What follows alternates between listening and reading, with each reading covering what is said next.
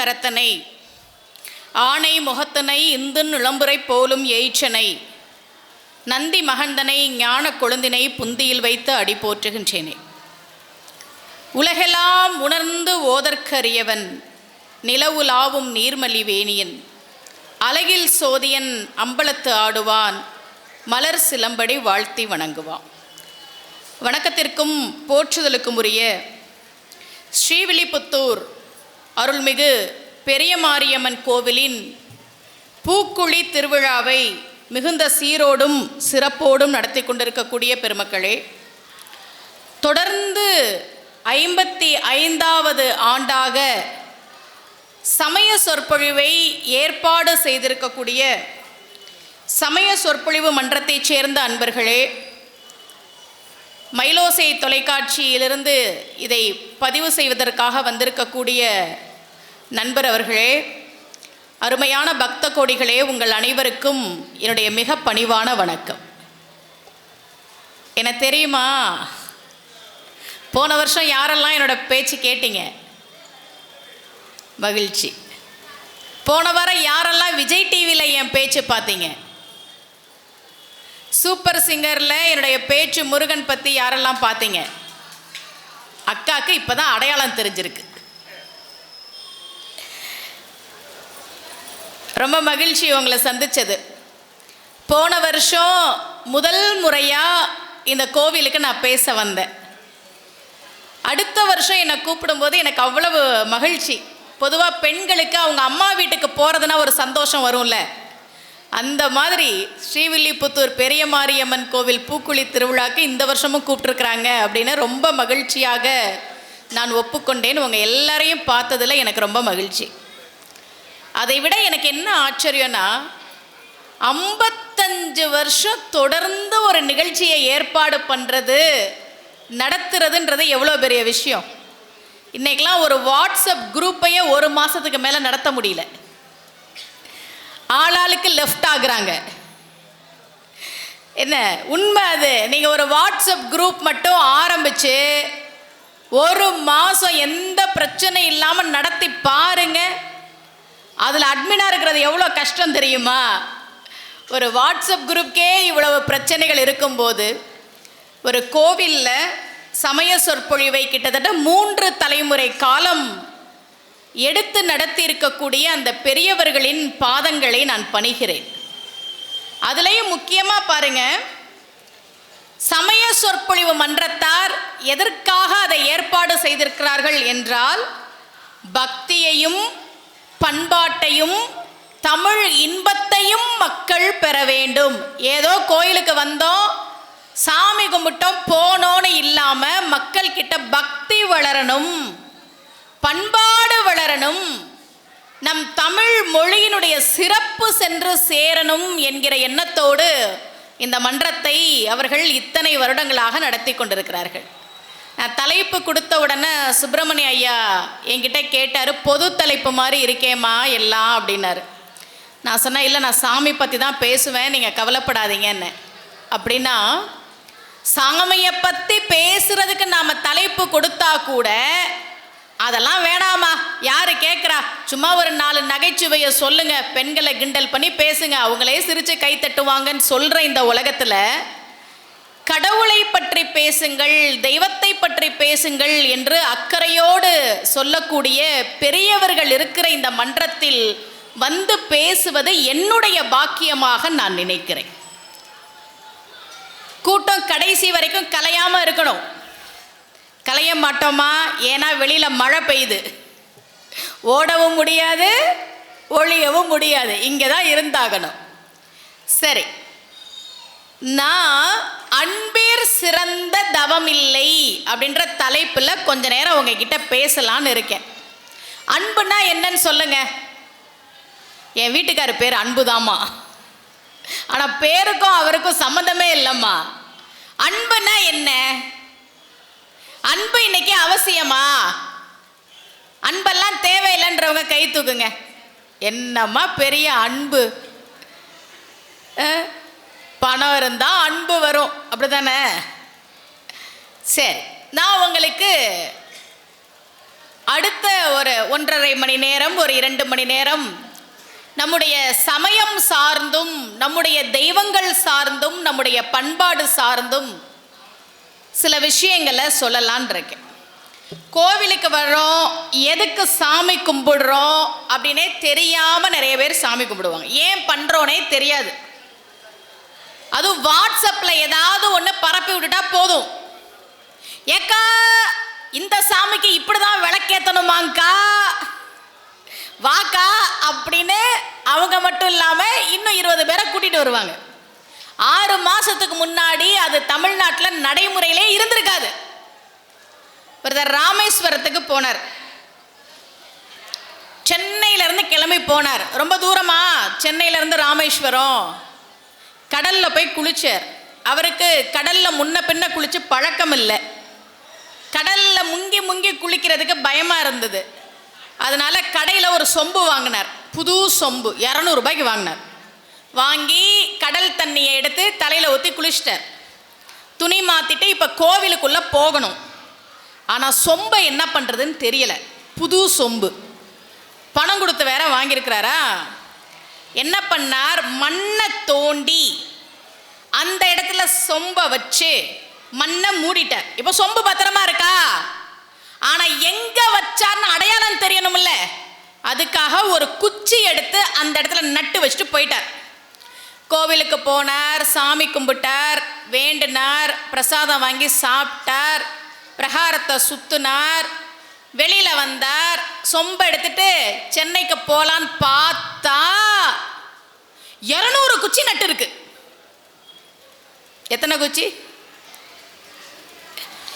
இவரே சொம்ப மண்ணுக்குள்ள வச்சு மூடி குச்சியை நட்டு வைக்கிறத பார்த்தா யாரோ ஒருத்தர், ஓ இந்த கோயில் சாமியை இப்படிதான் கும்பிடணும் போல இருக்குன்னு அவர் புதுசா ஒரு சொம்பு வாங்கி, அவர் ஒரு குழியை தோண்டி, அவர் அந்த சொம்பை மூடி, அவர் ஒரு குச்சியை நட்டு வச்சுட்டு போனவங்களை கூட, ஏய் இந்த சாமியை இப்படிதான் கும்பிடணுமா, இல்லம்மா சாமி குத்தம் ஆயிடுமா, இல்லைன்னா சாமி குத்தம் ஆயிடும், இப்படிதான் கும்பிடணும்னு 200 குச்சி நட்டு வச்சிருக்கிறாங்க.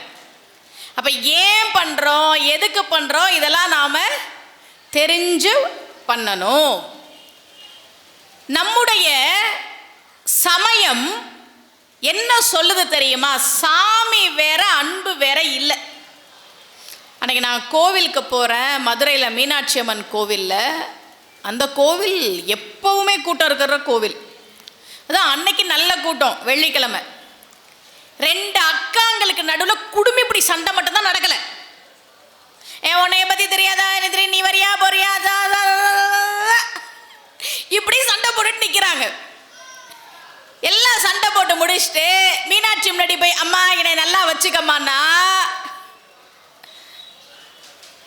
கைத்தட்டிய ஒருவருக்கு நன்றி,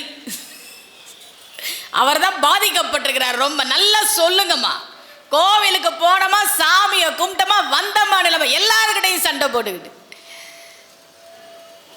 சாமிக்கு நீங்க கடைசி வரிசையில் நின்னாலும் தெரியும், தெரியுமா? தெரியும். கண்ணு இல்லாத ஒரு கணவன் மனைவி பழனிக்கு மலை ஏறி போய் முருகனை பார்த்தாங்க. அவங்களால பார்க்க முடியுமா முருகனை? கண்ணு இல்லையே. பல கிலோமீட்டர் பயணம் பண்ணி வந்து மலை ஏறி முருகா முருகா முருகான்னாங்க.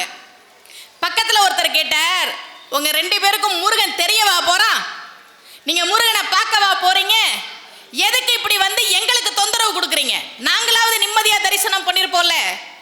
அந்த கண் பார்வை இல்லாத தம்பதிகள் சொன்னார்கள், எங்களால முருகனை பார்க்க முடியாதுப்பா, ஆனா முருகன் எங்களை பார்ப்பால. வந்துட்டியா, நான் பார்த்துட்டேன், உன்னை நல்லா வச்சிருக்கேன் போ, எங்களை முருகன் பார்ப்பால.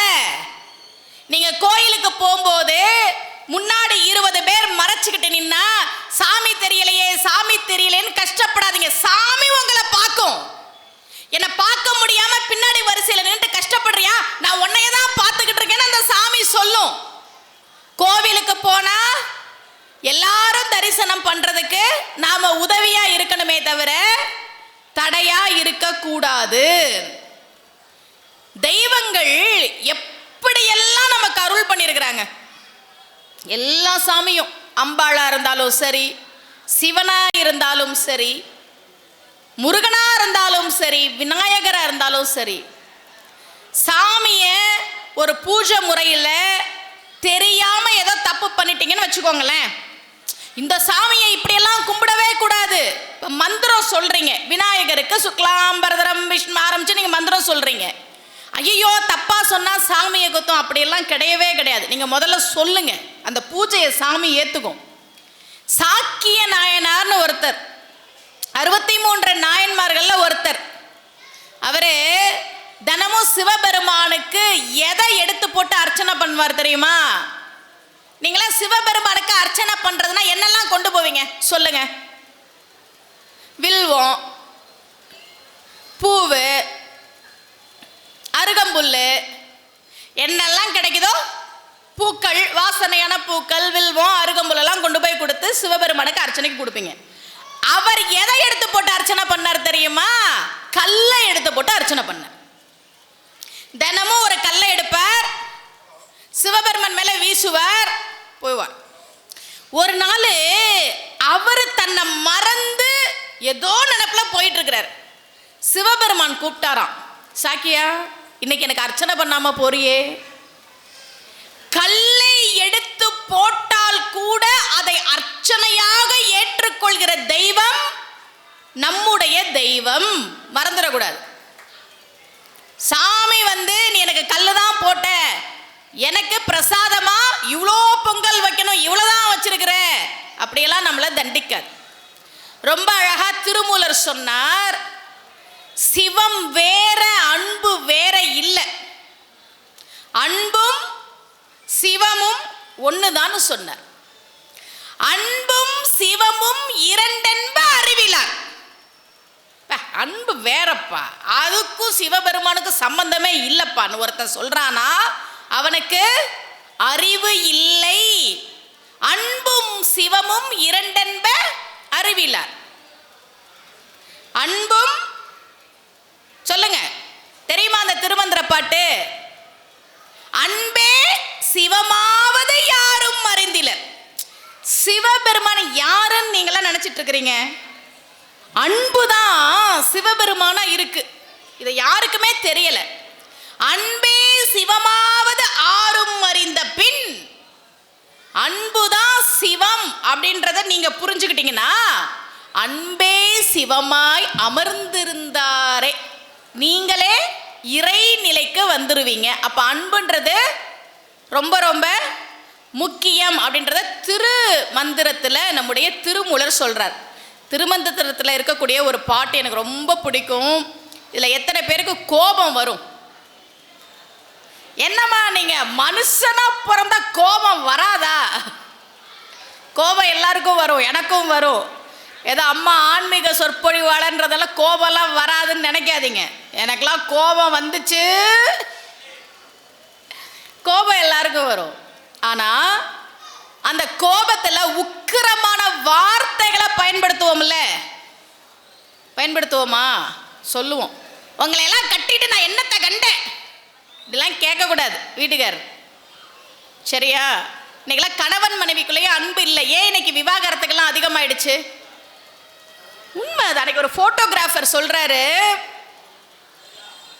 கல்யாணத்துல போட்டோ எடுப்பாங்கல்ல, ஆல்பம் போட்டு ஒரு மாசம் 2 மாசம் கழிச்சு வாங்குவாங்கல்ல, அந்த வாங்குறதுக்குள்ளேயே எல்லாம் டைவர்ஸ்க்கு போய் நிக்கிறாங்கம்மா. போட்டோகிராஃபர் சொன்னது, போட்டோ ஆல்பம் கூட வாங்க வர மாட்டேன்றாங்க. கேட்டா நாங்க டைவர்ஸ்க்கு அப்ளை பண்ணிருக்கோம்னு சொல்றாங்க. ஏன் தெரியுமா? நம்ம குடும்பங்கள்ல அன்பு குறைஞ்சதுதான் காரணம்.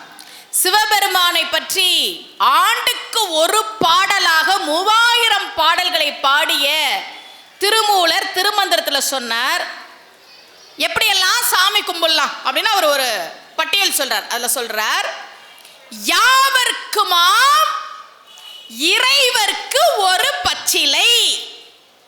நீ சாமி கும்பிட போனா ஏதாவது ஒரு பச்சை இலையை எடுத்துட்டு போய் போடுங்கிறார். இதுல அவர் ரொம்ப புத்திசாலித்தனமா எந்த பச்சைலன்னு சொல்லல, எதா வேணா இருக்கட்டும், பச்சை கலர்ல எதையோ கொண்டு போய் போடு, பிள்ளையாரா அருகம்புல்ல போடு, மாரியம்மாவா வேப்பலைய போடு, சிவபெருமானா வில்வத்தை போடு, பெருமாளா துளசியை போடு, என்ன இலைன்னு அவர் சொல்லலை. ஏன் தெரியுமா? ஒருவேளை அவர் யாவருக்குமாம் இறைவருக்கு ஒரு அரச இலைன்னு சொல்லி இருந்தார்னு வைங்களேன், என்னைக்கு அரச இலை கிடைக்குதோ அன்னைக்கு தான் நம்ம சாமியை கும்பிடுவோம். உண்மை அது. சிவபெருமான் இருக்கிறாரு, ஆனா அரச இலை இல்லையே. என்னைக்கு அரச இலை கிடைக்குதோ அன்னைக்கு சாமியை கும்பிட்டுக்கலாம். எங்க ஊர்ல அந்த மரமே இல்லையே அப்படின்னு நாம நினைச்சிருவோம். அதனால அவர் என்ன சொன்னார்? யாவருக்குமாம் இறைவருக்கு ஒரு பச்சிலை, ஏதோ ஒன்று பச்சையா எடுத்து போடு. யாவருக்குமாம் பசுவிற்கு ஒரு வாயுரை, பசுவுக்கு சாப்பாடு கொடு. வாழைப்பழத்தை நீ சாப்பிடு, தோலை மாட்டுக்கு கொடு. ஏதோ ஒரு விதத்துல பசுவுக்கு நீ சாப்பாடு கொடு, சாமி கும்பிட்ட பலன் கிடைக்கும். அடுத்தது சொன்னார், யாவருக்குமாம் உண்ணும் போது ஒரு கைப்பிடி. எப்பவுமே சாப்பிடும் போது ஒரு கைப்பிடி சாதமாவது யாருக்காவது கொடுத்துட்டு சாப்பிடு. அந்த பழக்கம்லாம் இன்னைக்கு குறைஞ்சு போச்சு.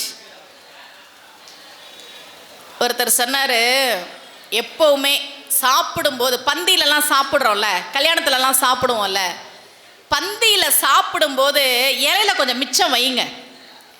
ஏன்னா இலையெல்லாம் தூக்கி போட்டிருக்கும் போது அந்த இலையில இருக்கிறத சாப்பிட்றதுக்கு சில நாய்கள் வரும். இந்த இலையில கொஞ்சம் சாதம் மீதி இருக்கும் நம்பி நாய்ங்க வரும். அதனால கொஞ்சம் இலையில மிச்சம் வச்சுட்டு மூடு.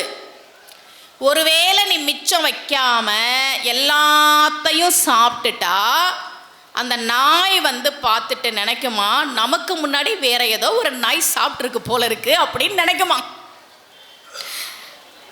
யாவருக்குமா உண்ணும் போது ஒரு கைப்பிடி. இவராது கைப்பிடினாரா? அருணகிரியார் என்ன தெரியுமா சொன்னார்? அரிசி விற்கிற விலையில கைப்பிடி சாதத்தை யாரு கொடுப்பான்னு நினைக்கிறியா? பரவாயில்ல, வையீர் கதிர் வடி வேலோனை வணங்கி நொய்யர் பிளவளமேனும் பகிர்மின்கள்னர். நொய்யரிசி இருக்குல்ல, சின்னதா இருக்குமா? அரிசியிலேயே சின்னது நொய்யரிசி. அந்த நொய்யரிசியை கொஞ்சம் பிச்சு கொடுங்கிற. அதுக்காக நாளைக்கு சாப்பிட உட்காரும் போது இதுக்காகவே ஒரு நொய்யரிசியை எடுத்து அதை கொஞ்சம் பிச்சு, யாராவது வந்து தானம் வாங்கிக்கிறீங்களான்லாம் கேட்கக்கூடாது. அதெல்லாம் அப்படி சொன்னாங்க. உன்னால அதை பண்ண முடியலையா, இதை பண்ணுன்னு சொன்னாங்க. சரியா? வையீர் கதிர் வடிவேலோனை வணங்கி நொய்யர் பிளவளமேனும் பகிர்மின்கள். அந்த நொய்யரிசியில கொஞ்சமாவது பிச்சு கொடுன்னு. யாவருக்குமாம் உண்ணும் போது ஒரு கைப்பிடி. அடுத்ததுதான் சொன்னார், யாவருக்குமாம் பிறருக்கு இன்னுரைதானே. உங்களுக்கு சாமி கும்பிடுறதுக்கான முதல் தகுதி என்ன தெரியுமா? சாமி முன்னாடி போய் நிக்கிறதுக்கான முதல் தகுதி என்ன தெரியுமா? அடுத்தவங்க கிட்ட இனிமையான வார்த்தைகளை பேசினா சாமி முன்னாடி வந்து நில்லு, இல்லையா அப்படியே போயிடு. நான் சொல்லல, திருமூலர் சொல்றேன். யாவருக்குமா பிறருக்கு இன்னுரைதானே, இனிமையான வார்த்தையை பேசுங்கிற. இன்னைக்கு அதெல்லாம் குறைஞ்சு போச்சுங்க. நான் ஏன் அன்பிற் சிறந்த தவம் இல்லைன்னு தலைப்பு கொடுத்தேன் தெரியுமா? இன்னைக்கு எல்லா இடத்துலையும் வெட்டு குத்து அடிதடி பொறுமைன்றது யாருக்குமே இல்லை. எல்லார் மனசுலையும் போட்டி பொறாமை வன்மம். இது மனுஷனோட குணமே கிடையாதுங்க. மனுஷனோட குணமே இது கிடையாது. ஏன் இந்த சமூகம் இப்படி மாறிடுச்சு அப்படின்ற ஒரு வருத்தம் எனக்குள்ள இருந்துகிட்டே இருந்தது. சரி, நாம சந்திக்கிற மக்கள் கிட்ட கொஞ்சம் இந்த குணங்கள்லாம் மாத்திக்கங்கப்பா, மனுஷங்களுக்குன்னு சில குணங்கள் இருக்கு, அந்த குணத்தோட இருங்கன்னு சொல்லலாமேன்றதுக்காக தான் இப்ப நான் இத பேசிக்கிட்டு இருக்கேன். யாவருக்குமாம் சொல்லுங்க, யாவருக்குமாம் பிறருக்கு இன்னுரைதானே. என்ன பண்ணணும்? இனிமையான வார்த்தைகளை பேசணும். இந்த ஃபேஸ்புக்கு இன்ஸ்டா பக்கம்லாம் போயிட்டு அங்கே இனிமையான வார்த்தையே இல்லைங்க. ஒரு 2 வருஷமா எல்லாரும் எல்லாரையும் திட்டுறாங்க, எல்லாரும் எல்லார் மனைவியையும் திட்டுறாங்க, எல்லாரும் அம்மாவையும் திட்டுறாங்க. நம்ம மனசு நல்லா இருக்கணும்னா நமக்கெல்லாம் ரத்த கொதிப்பு வராமல் இருக்கணும்னா, நமக்கெல்லாம் மாரடைப்பு வராமல் இருக்கணும்னா இந்த ஃபேஸ்புக் பக்கம்லாம் போகாமல் இருக்கிறது நல்லது அப்படின்ற ஒரு நிலைமையை எல்லாரும் ஏற்படுத்தி வச்சிருக்கிறாங்க. சாமி கும்பிடுறதுக்கான முதல் தகுதி என்ன சொன்னேன்? இன்னையிலேருந்து நீங்கள் அதை ஃபாலோ பண்ணுறீங்க, சரியா? ஒரு அண்ணன் கேட்குறார், ஏம்மா நாளைக்கு என்னுடைய மனைவி சாப்பாடு சரியில்லாமல் போட்டால் கூட நான் இனிமையான வார்த்தைகளை தான் பேசணுமா? அப்போ கூட நான் கோபப்படக்கூடாதா? கோபப்படலாம், ஆனால் அடுத்த நாளும் அதே சாப்பாடு தான் கிடைக்கும். நான் ஒரு ஊரில் பேசும்போது சொன்னேன், தயிரை உர ஊத்துறோம்ல, பால் உர ஊத்துறது எப்படி தெரியுமா அப்படின்னு எனக்கு தெரிஞ்ச மாதிரி சொன்னேன். இளம் சூடாக இருக்கணும், பால் ரொம்ப கொதிக்கவும் கூடாது, ஆறவும் கூடாது, இளம் சூடாக இருக்கணும். ஒரு சொட்டு விடணும், ரொம்பவும் உர ஊத்திடக்கூடாது. உர ஊத்துனதுக்கு அப்புறமா பாத்திரத்தை இப்படி இப்படி நவுத்தக்கூடாது, நல்ல கெட்டி தயிர் காலையில் இருக்கும்னு. ஒரு அக்கா சொன்னாங்க, ஏம்மா இதெல்லாம் உனக்கே தெரியும் போது எங்களுக்கு தெரியாதா? அவங்களுக்கு இந்த தயிர் போதுமா? அவங்களுக்கு பாத்திரத்தை ஆட்டாம இளம் சூடுல தயிர் உர ஊத்தி தரணுமா? இந்த தயிர் அவங்களுக்கு போதும் அப்படின்னு. சரியா? என்ன சொன்னேன்? முதல் விஷயம் உங்களுக்கு என்ன சொல்லியிருக்கிறேன்? முடிஞ்ச வரைக்கும் இனிமையான வார்த்தைகளை பேசணும் அப்படின்னு. ஆண்கள் நிறைய பேர் இருக்கிறீங்க, நல்லா கேட்குறீங்க. எத்தனை பேர் மனைவியை அடிப்பீங்க? கை தூக்குங்க பாப்போம். என்னம்மா கேள்வி இது? கல்யாணம் பண்றதே அதுக்கு தானம்மா. மனைவிமார்கள்லாம் நீங்க மனசுல நினைச்சுக்கோங்க. நான் சொல்ற விஷயத்த நல்லா கேட்டுக்கோங்க இப்ப, சரியா? எல்லாரும் என்ன நினைச்சுக்கிறாங்கன்னா, மனைவியை அடிக்கலாம், அதுக்கு தானே எனக்கு கல்யாணம் பண்ணி வைக்கிறாங்க. அப்படி இல்லைங்க. சிவபெருமான் அர்த்தநாரீஸ்வரராக இருக்கிறான், அப்படிதானே? நம்முடைய மதம் அப்படிதானே சொல்லுது, நம்ம சமயம் அப்படிதானே சொல்லுது. சிவபெருமானுடைய பாதி எங்க போச்சு? பார்வதியோட பாதி எங்க போச்சு? சிவபெருமான் பாதி உடம்பு ஆணா இருக்கிறார், மீதி உடம்பு பார்வதி. பார்வதி பாதி உடம்பு பார்வதியா இருக்கு, மீதி உடம்பு சிவபெருமான்.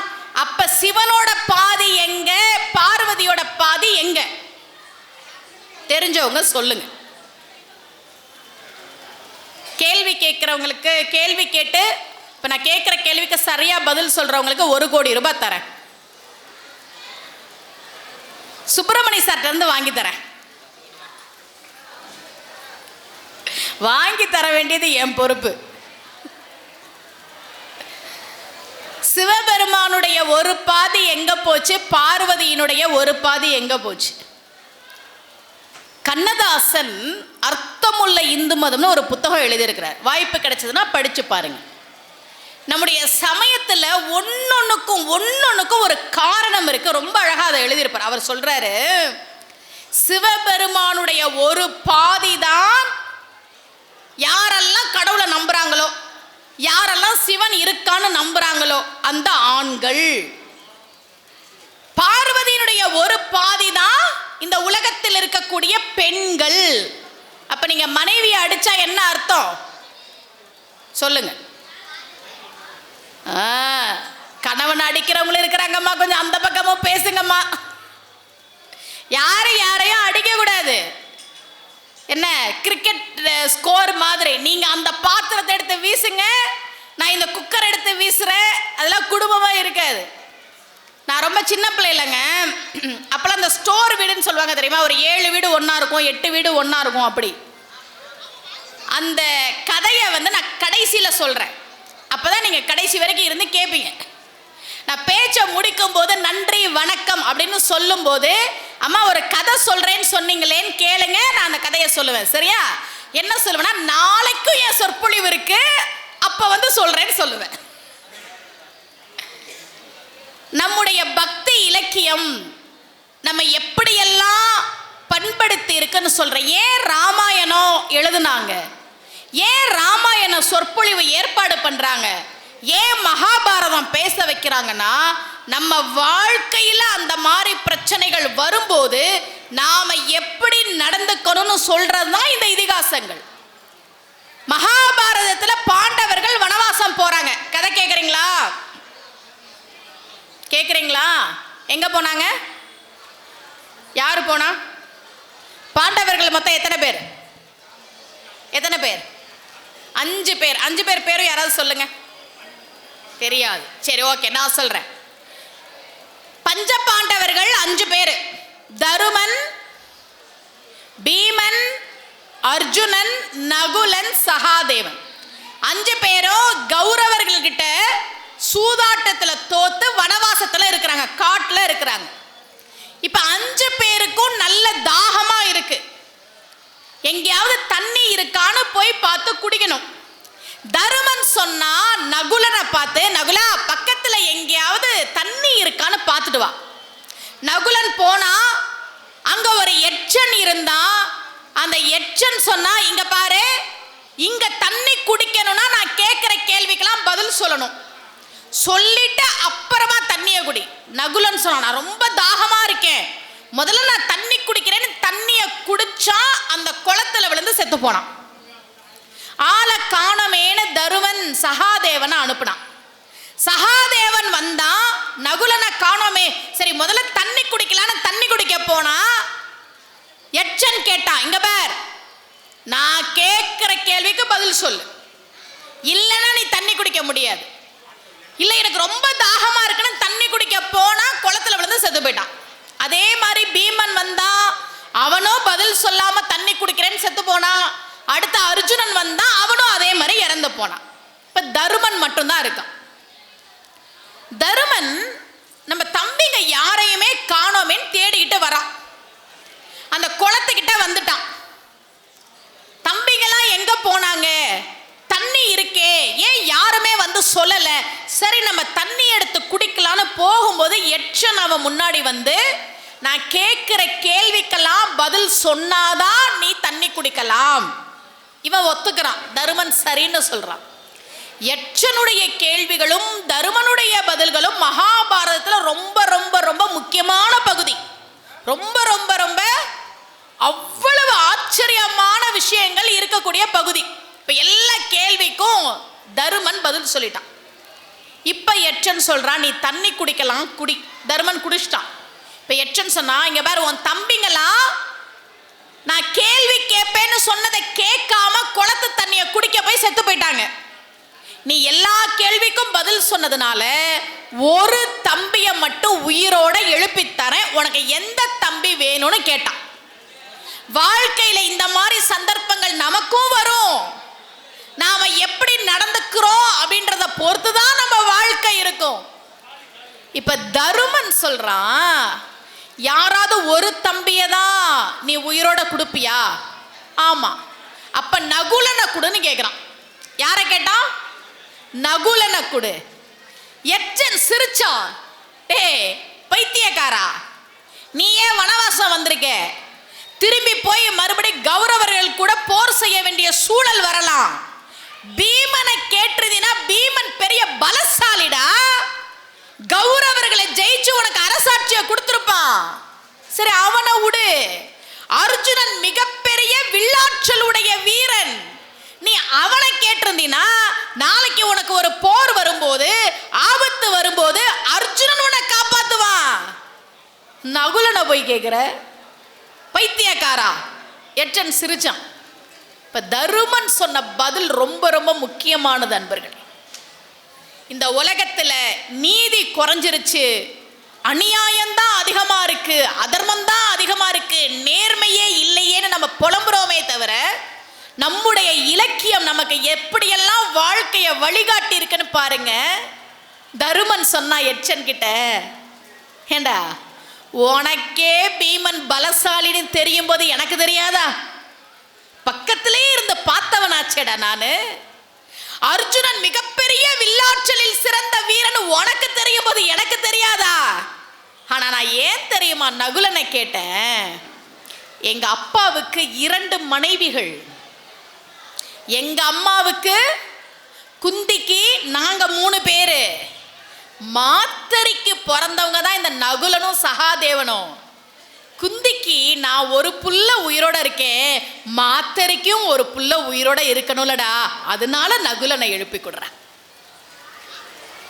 பிள்ளையை இழந்துட்டு என் சிற்றன்னை கஷ்டப்படுவாள், அது நியாயமா? எங்க அம்மாக்கு 2 புள்ள இருக்கும்போது அவ புள்ள இல்லாம இருப்பாளே, அது தர்மமா?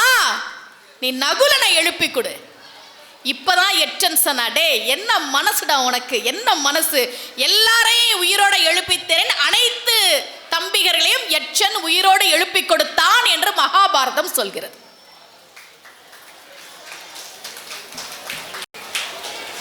தருமத்தோட இருந்தான் தருமன். எல்லாத்தையும் யோசிக்கிறான் பாருங்க. எனக்கு பலசாலியான தம்பி இருக்கிறத விட, என் அம்மாவுக்கு 2 புள்ள இருக்கிறத விட, எங்க சிற்றன்னை கண்ணீர் வடிப்பாலே, அவ கண்ணீர் வடிக்க கூடாதுன்னு நினைச்சான் பாருங்க. அந்த மனசு இன்னைக்கு நமக்கு இருக்கா? இருக்கா? சொந்தக்காரங்க ஒருத்தனையும் நம்ப முடியறது இல்லை. உண்மை. மாணிக்க வாசகர் கிட்ட சிவபெருமான் உனக்கு என்னெல்லாம் வேணும்னு கேட்கிறார். மாணிக்க வாசகருக்கு என்ன சிறப்புனா, சிவபெருமானே குருவாக வந்து காத்திருந்த பெருமைக்கு உரியவர் மாணிக்க வாசகர். சிவபெருமான் கேட்கிறார், உனக்கு என்னெல்லாம் வேணும் கேளு. இப்ப நம்மளா இருந்தா என்னெல்லாம் ஒரு பட்டியல் கொடுத்துருப்போம், சொல்லுங்க. இப்போ சிவபெருமான் உங்கள்கிட்ட கேட்குறார், நம்ம பெரிய மாரியம்மன் உங்கள்கிட்ட கேட்குறா, உனக்கு என்னெல்லாம் வேணும் நான் தரேன் கேளுன்னா, நானா இருந்தா ஐயா ஒரு 40 பக்கம் நோட்டு வாங்கிட்டு வாங்க யான்னு கேட்பேன் முதல்ல. ஏன்? எழுதுறதுக்கு அவ்வளோ இருக்குது.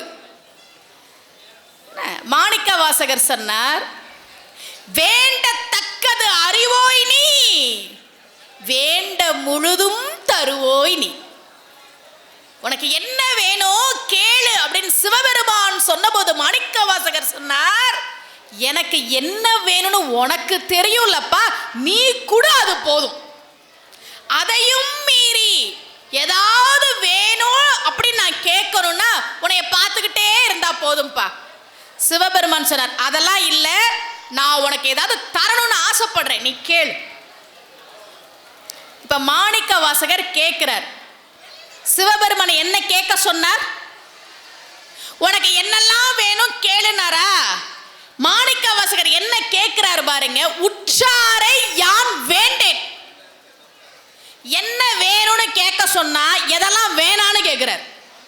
முதல் விஷயம் அவர் சொன்னார், சொந்தக்காரன் ஒருத்தனும் வேணாம்பா. நீங்க கஷ்டப்பட்டு ஒரு வீட்டை கட்டிட்டு கிரகப்பிரவேசத்துக்கு சொந்தக்காரங்களெல்லாம் கூப்பிடுவீங்கல்ல, இந்த ரூம் என்ன இத்தினூண்டு சின்னதாக இருக்குது, எவ்வளோ இடம், இந்த இடத்துல அவ்வளோ ரூபாய்க்கெல்லாம் போகாது, ஏமாந்துட்டீங்களா? இதெல்லாம் நடக்கும். இந்த 10th + 2 ரிசல்ட் வருது இல்ல, உங்கள் பிள்ளைங்க 10th + 2 ரிசல்ட் வரும்ல, பரீட்சை எழுதி 10 வருஷமாக ஃபோன் பண்ணாத சொந்தக்காரங்களாம் அன்றைக்கி ஃபோன் பண்ணுவாங்க. நீங்கள் பாருங்க எவ்வளோ மார்க்கு. சயின்ஸில் கொஞ்சம் குறைஞ்சிருச்சு, எனக்கு அப்போவே தெரியும், நீலாம் என் சொந்தக்காரன்றதே எனக்கு இப்போதான்டா தெரியும். ஓ நீ என் சொந்தக்காரனா, அதுவே எனக்கு இப்போதான்டா தெரியும். உற்றாரை யான் வேண்டேன்னாரு. வாழ்க்கையில சாதிக்கணும்னா, சந்தோஷமா இருக்கணும்னா முதல்ல சொந்தக்காரன் ஒருத்தனும் பக்கத்தில் இருக்கக்கூடாதுன்னு மாணிக்க வாசகருக்கு தெரிஞ்சிருக்கு. என்னோட 8 வயசுல நான் மேடையில் பேச ஆரம்பிச்சேன். அப்ப நான் 5வது படிச்சுட்டு இருந்தேன், 4ஆம் வகுப்பு மாணவி. அப்போ நான் மேடையில் பேச ஆரம்பிச்ச புதுசுல எங்களுடைய பரம்பரையில் பெண்கள் சத்தம் போட்டே பேச மாட்டாங்க. என்னுடைய அம்மாவோ சித்தியோ பாட்டியோ பெண்கள் குரல் உயர்த்தி பேசுகிற வழக்கமே கிடையாது. அதுல வீட்டில் ஆண்கள் இருந்தாங்கன்னா சத்தமே வராது. வந்துட்டாரா, சாப்பாடுச்சியா, இப்படிதான் பேசுவாங்க, ரகசியம் பேசுற மாதிரியே பேசுவாங்க. அந்த குடும்பத்தில் இருந்து ஒரு பொண்ணு 8 வயசுல மேடையில் ஏறி சத்தம் போட்டு பேசுனா, சொந்தக்காரங்கள்லாம் ஐநா சபையில் மாநாடு நடத்துகிற மாதிரி ஒரு மாநாடு ஒன்று நடத்தி, இது என்ன பொம்பளை பிள்ளை மேடையில் ஏறி பேசுகிற பழக்கம், அதுவும் சத்தம் போட்டு பேசுகிற பழக்கம், இதெல்லாம் முளையிலேயே கிள்ளணும். நாங்கள் மாணிக்க வாசகரை முன்மாதிரியாக வைத்துக்கொண்டு உற்றாரை யான் வேண்டேன், ஒரு சொந்தக்காரனை எனக்கு வேணான்னு முடிவு பண்ணதுனால தான் இன்னைக்கு இந்த மேடையில் வந்து உட்காந்து பேசிட்டு இருக்கிறேன். உண்மை அது. மாணிக்க வாசகர் என்ன சொன்னார்? உற்றாரை யான் வேண்டேன், சொந்தக்காரன் ஒருத்தனும் எனக்கு வேணாம்பா. ஊர் வேண்டேன், ஏதோ என் ஊருன்னு சொல்றது, ஒரு ஊரு வேணாம். நான் 10 நாளாக பயணத்திலேயே இருக்கிறேன். திருவண்ணாமலை போனேன், அங்கேருந்து மதுரை போனேன், அங்கேருந்து சென்னை போனேன், அப்புறம் அங்கேருந்து நாகப்பட்டினம் வந்தேன், அங்கேருந்து இங்கிட்ட ஆரணி போனேன், மறுபடியும் சென்னை போய் இப்போ ஸ்ரீவில்லிபுத்தூர் வந்திருக்கிறேன். இதில் எதை ஏன் ஊருன்னு நான் சொல்கிறது? ஒவ்வொரு நாளைக்கு ஒரு ஊர். அவர் சொன்னார், எதுப்பா என் ஊர்? ஊர் வேணாம்ப்பா, பேர் வேண்டேன். பத்திரிக்கையில் பேருக்கு முன்னாடி திரு அப்படின்னு போடலைன்னா கல்யாணத்துக்கே நிறுத்துறவெல்லாம் அந்த நாட்டில் இருக்கிறான். மிராசுதார்னு போடலை, தொழிலதிபர்னு போடலை, கொடை வள்ளல்னு போடலை. ஒரு பேருக்கு என்ன அக்கப்போரு? பேரு வேணாம்ப்பா சொல்லிட்டு சொன்னார், கற்றாரை யான் வேண்டேன். படித்தவன்லாம் எனக்கு வேணாம்ப்பான்னு. படித்தவன் வேணான்னு ஏன் சொல்கிறாருன்னா, படிச்சுட்டு அநியாயம் பண்ணுறான்ல அவனுங்கெல்லாம் வேணான்னு. ஒரு விவசாயி வயலில் உழுதுகிட்டு இருந்தார். ஒரு பையன், காலேஜ் படிக்கிற பையன், அவன் வந்து, ஐயா இந்த அங்கே நிற்கிதுங்களே மரம், அது உங்கள் மரமா? விவசாயி ஆமானார். ஏங்கய்யா அந்த மரத்தில் ஒரு வருஷத்துக்கு எத்தனை காய் காய்க்கும்? நிறைய காய்க்கும்பா, கணக்கு சொல்ல முடியாது. சரி ஒரு மாதத்துக்கு சொல்லுங்க, மாதத்துக்கு ஒரு 300 காய் காய்க்குமா? காய்க்கும்பா. ஐயா அந்த மரத்தில் ஒரு மாதத்துக்கு 300 கொய்யாக்காய் காய்க்குது, அப்படி தானே? இங்கே பாருங்க, இந்த மருந்து நான் கொண்டு வந்திருக்கேன், இதை போடுங்க, ஒரு மாதத்துக்கு 600 கொய்யாக்காய் காய்க்கும். என் அறிவை பயன்படுத்தி நான் கண்டுபிடிச்சிருக்கேன், இந்தாங்க. விவசாயி சொன்னார், அதெல்லாம் காய்க்காதுப்பா. என்ன நம்ப மாட்டேன்றீங்க? ஒரு மாசத்துக்கு 300 கொய்யாக்காய் காய்க்கிற அந்த மரத்துல நான் கண்டுபிடிச்ச இந்த மருந்தை நீங்க தெளிங்க, 600 கொய்யாக்காய் காய்க்குதா இல்லையான்னு பாருங்க. அதெல்லாம் காய்க்காதுப்பா, எனக்கு வேணாம், எடுத்துட்டு போ. என்ன நீங்க நான் சொன்னா நம்ப மாட்டேன்றீங்க? இப்ப நானே போய் இந்த மருந்து அந்த மரத்துல தெளிக்கிறேன், ஒரு மாசம் கழிச்சு வர்றேன், 600 கொய்யாக்காய் காய்ச்சிருக்கும் பாருங்க. அந்த விவசாயி சொன்னார், டேய் ஒரு கொய்யாக்காய் கூட காய்க்காதுடா. ஏன் சார்? ஏன்னா அது சப்போட்டா மரம். சப்போட்டா மரத்துக்கும் கொய்யா மரத்துக்கும் வித்தியாசம் தெரியாம நீ எல்லாம் எனக்கு வந்து அறிவுரை சொல்ல வேண்ட, கிளம்பு. இவன் இப்படி திரும்பினான் பாருங்க, உள்ள இருந்து ஒரு சத்தம், சலக்கு சலக்கு சலக்குன்னு. என்னன்னு எட்டி பார்த்தா செக்கு மாடு செக்க ஆட்டிக்கிட்டு இருக்குது. இவன் கேட்டான், என்னது இது? செக்கு மாடு. அது என்ன பண்ணும்? சுத்திக்கிட்டே இருக்கும். காலையிலேருந்து சுத்திக்கிட்டே இருக்குமா? ஆமா. சரி, அந்த செக்கு மாடு சுத்துதுன்னு உங்களுக்கு எப்படி தெரியும்? நீங்க தான் வயல்ல வேலை செஞ்சுட்டு இருக்கிறீங்களே, அது சுத்தாம இருந்துச்சுன்னா உங்களுக்கு எப்படி தெரியும்? டே அதுக்கு தாண்டா கழுத்துல மணி கட்டி விட்டுருக்கேன், அது சுத்தும் போது சத்தம் வரும், சும்மா கீழே உட்காந்துருந்தா சத்தம் வராது. ஓஹோ. இப்ப இவன் கேட்டான், ஏன் சார் ஒருவேளை அந்த மாடு சுத்தி சுத்தி வேலை செய்யாம கீழே உட்காந்துட்டு கழுத்தை மட்டும் இப்படி இப்படி ஆட்டினா கூட சத்தம் வரும்ல? அவர் சொன்னாரு, அந்த மாடு அப்படி பண்ணாது, ஏன்னா அந்த மாடு உன்ன மாதிரி படிக்கல, நீ கிளம்பு. என்ன உன்னைய மாதிரி படிச்சிருந்தாதான் எப்படியெல்லாம் ஏமாத்தலான்னு யோசிக்கும், அது படிக்கல, அதனால நீ கிளம்பு. மாணிக்க வாசகர் சொன்னார், கற்றாரை யான் வேண்டேன், கற்பனவும் இனி அமையும், குற்றாலத்து அமர்ந்து உறையும் கூத்தா உன் குறை கலர்க்கே கற்றாவின் மனம் போல கசிந்துருக வேண்டுவனேனர். உனக்கு என்னெல்லாம் வேணும்னு சிவபெருமான் கேட்டப்ப, எனக்கு உற்றார் வேணாம், கற்றார் வேணாம், ஊர் வேணாம், பேர் வேணாம், எதுவுமே வேணாம், உன்னையே மனசுல நினைச்சு நினைச்சு உருகிற அந்த அன்பு இருந்தா போதும்பா அப்படின்னு மாணிக்க வாசகர் சொன்னார். நல்லா கை தட்டலாங்கய்யா, நன்றிங்க. சாமி எதுவுமே செய்யலைன்னா நாமளே சாமி மேல அன்பா இருக்க மாட்டோம், தெரியுமா உங்களுக்கு? மாணிக்க வாசகரா நாமெல்லாம், உனக்கு நான் எவ்வளவு பாலாபிஷேகம் பண்ணேன், பாத யாத்திரை வந்தேன், நான் என்ன பாடு பட்டுக்கிட்டு இருக்கேன், கண்ணை திறந்து பார்க்க மாட்டேன் அப்படின்னு சாமியவே நம்ம கேள்வி கேட்போம். வீட்டுக்கு சட்னிக்கு தேவையான தேங்காயாப்பா பார்த்து தான் கோவிலுக்கே வாங்குறோம் நிறைய பேர். உண்மையா இல்லையா நீங்க சொல்லுங்க, உண்மையா இல்லையான்னு நீங்க சொல்லுங்க. ஆனா மாணிக்க வாசகர் சிவபெருமான் கிட்ட என்ன கேட்டார்? எதுவும் வேணாம்ப்பா, கற்றாவின் மனம் போல கசிந்துருக வேண்டுவனே. கன்ற நினைச்சு நினைச்சு அந்த பசு நெகிழ்ந்து போகுமே, அது மாதிரி உன்னை நினைச்சுக்கிட்டே இருந்தா எனக்கு போதும்பான்னு கேட்டேன். குடும்பத்தில் இன்னைக்கு நிறைய பேர் அண்ணன் தம்பி சொத்துக்காக அடிச்சுக்கிட்டு இருக்கிறாங்க. என் தம்பிக்கிட்ட நான் பேசி 10 வருஷம் ஆகுது. ஏன் அந்த வீடு எனக்கு தான் கேட்டால் கொடுக்க மாட்டேங்கிறான், அதனால பேசாதன்னு சொல்லிட்டேன். ராமாயணத்தில் சார் நீங்கள் ராமாயணம் நடந்துச்சா இல்லையா அந்த ஆராய்ச்சியெல்லாம் விட்டுருங்க. நம்ம ராமனை கும்பிடுறவங்கள எவ்வளவோ பேர் கிண்டல் பண்ணுறாங்க, அதெல்லாம் விட்டுருங்க. இந்த கதையை மட்டும் கேளுங்களேன். ராமன் கூட பிறந்தவங்க எத்தனை பேர்? மொத்தம் எத்தனை பேர் அண்ணன் தம்பி? 4 பேர். பேர் சொல்லுங்க. ராமன், லக்ஷ்மணன், பரதன், சத்ருகன். 4 பேர் அண்ணன் தம்பி. ராமனுக்கு நாளைக்கு காலையில பட்டாபிஷேகம். கைகேயிக்கு ராமனை தான் ரொம்ப பிடிக்கும்.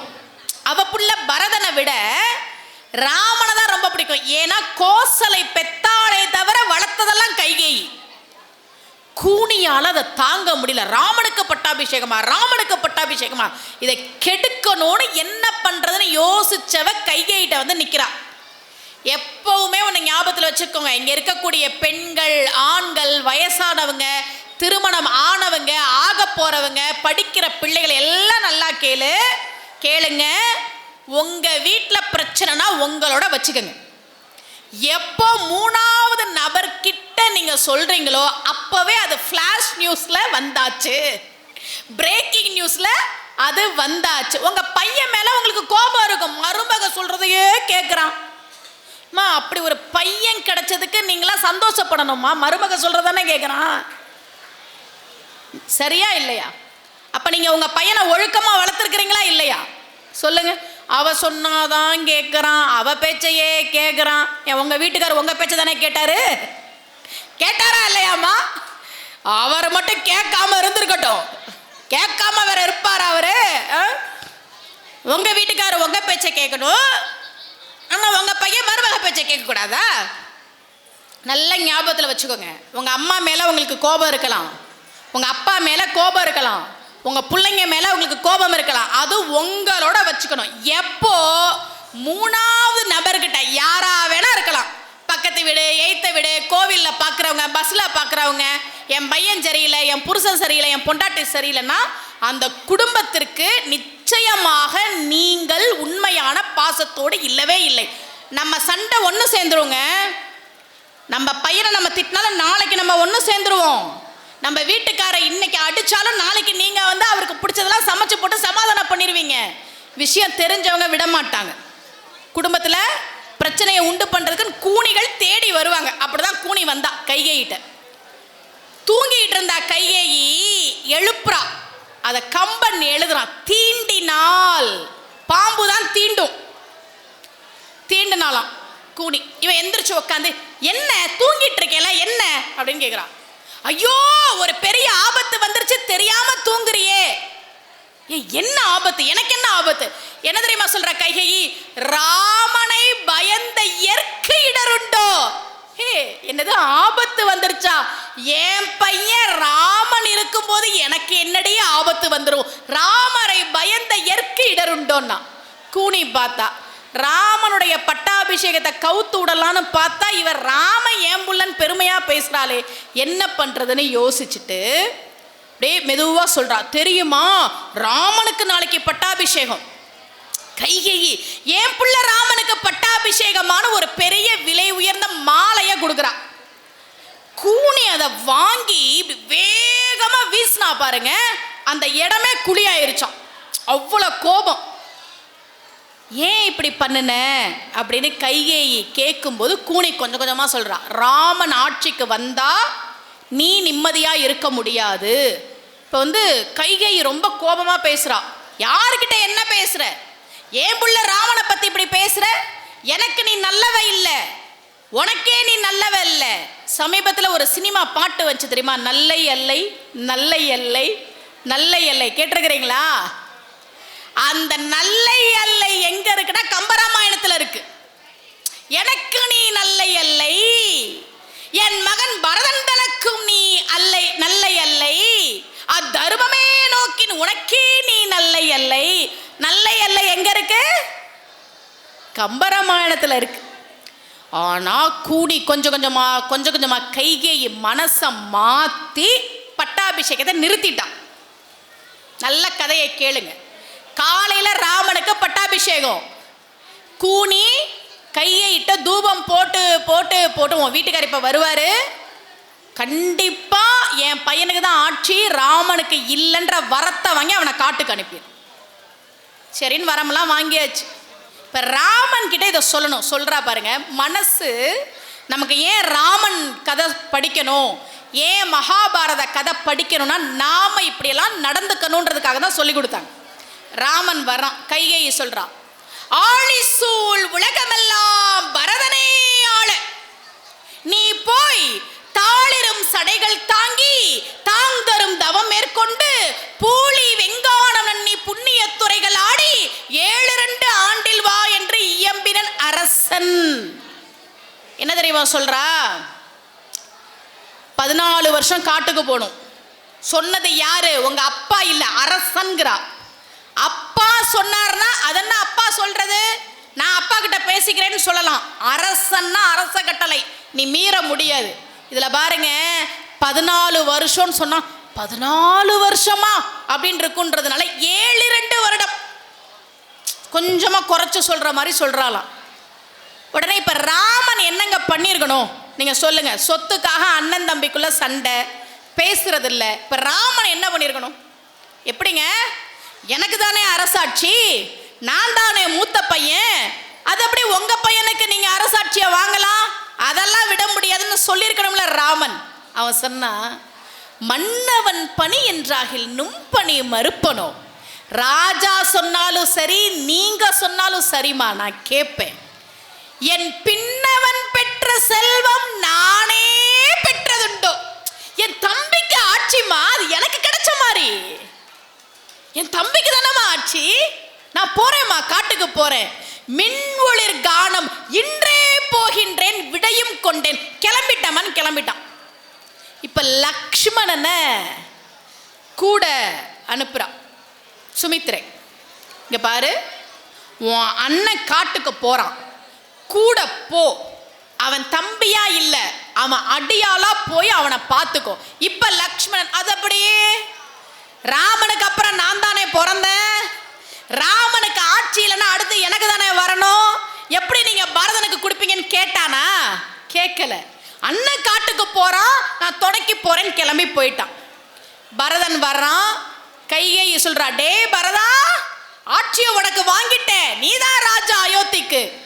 பரதனால அதை ஏத்துக்கவே முடியல. நீ எல்லாம் ஒரு அம்மாவா, நீ எல்லாம் ஒரு பேய், அண்ணனுக்கு இல்லாத ஆட்சியை எனக்கு வாங்கி கொடுப்பியா? எனக்கு வேணான்ட்டான் பரதன். சத்ருகன் ஒருத்தர் இருக்கானே, 10,000 கம்பராமாயண பாட்டுல அவன் பேசுற ஒரே இடம் இந்த இடம் தான். சத்ருகன் தானே 4வது தம்பி. 14 வருஷம் கழிச்சு ராமன் காட்டுல இருந்து இன்னும் வரல. பரதன் நெருப்பு மூட்டிட்டான் சாவுறதுக்கு. சத்ருகனை கூப்பிட்டு சொன்னா, ராமன் காட்டுக்கு போயிட்டான்பா, நம்ம மூத்த அண்ணன் 2வது அண்ணனும் அவனுக்கு துணையா போயிட்டான்பா, எனக்கு இந்த அரசாட்சி வேணாம், நான் சாக போறேன், நீ தானப்பா அடுத்த தம்பி, முறையா உனக்கு தானப்பா ஆட்சி வரணும், வச்சுக்கோங்கிறான். சத்ருகன் சபாஸ், இதுக்கு தானே காத்துக்கிட்டு இருந்தேன், சீக்கிரம் சாவுடா, சீக்கிரம் சாவு, நான் எனக்கு பட்டாபிஷேகம் நடத்தணும்னு சொல்லணும் இல்ல. அவன் சொன்னான் பாருங்க, எப்படியெல்லாம் அண்ணன் தம்பிகள் இருந்திருக்கிறார்கள். காணால நிலமகளை கைவிட்டு போனானை காத்து பின்பு போனானும் ஒரு தம்பி. ஒரு அண்ணன் காட்டுக்கு போனான்டா, அவன் கூடயே இன்னொரு அண்ணன் போயிட்டான். போனவன் தான் வரும் அவதி போயிற்று என்ன என்று உயிர்விட அமைவானும் ஒரு தம்பி. இன்னொரு அண்ணன் எனக்கு இந்த ஆட்சி வேணா, சாக போறேன்னு தீக்குளிக்க போறான். அயலே நானாது யானோ இவ்வரசால்வேன். ஏண்டா வெக்கம் இல்லாம நான் இந்த ஆட்சியை வாங்கிக்குவேன் நினைச்சிட்டியா? எனக்கு என் அண்ணனுக்கு தாண்டா முக்கியம். நான் சத்துருக்கேன், வெக்கம் இல்லாம இந்த ராமன் ஆட்சி வேணானா, லக்ஷ்மணன் ஆட்சி வேணானா, நீயும் ஆட்சி வேணாங்கிற. என் அண்ணன்களை விட்டுட்டு அப்படி என்னடா ஆட்சி, என் அண்ணன்க தான் முக்கியம், வெக்கம் இல்லாம அந்த ஆட்சியை நான் உட்கார மாட்டேன்டான்னு சொன்னான். தமிழ்நாட்டில் செம்பு வெட்டி தெருன்னு ஒரு தெரு இருக்கு, தெரிஞ்சுக்கங்க. இதுவும் வரலாறு தான். தெரு பேர் என்ன? தெரு பேர் என்ன? ஏன் அதுக்கு செம்பு வெட்டி தெருன்னு பேர் தெரியுமா? தெரிஞ்சுக்கங்க. அண்ணனும் தம்பியும் வீட்டில் இருந்த சொத்தையெல்லாம் சமமா பிரிச்சுட்டாங்க. இந்த வேற, இது உனக்கு இது எனக்கு, சமமா பிரி. இனிமே பேச்சுவார்த்தை எல்லாம் கிடையாது, எல்லாம் பிரி, எல்லாம் பிரிச்சுட்டாங்க.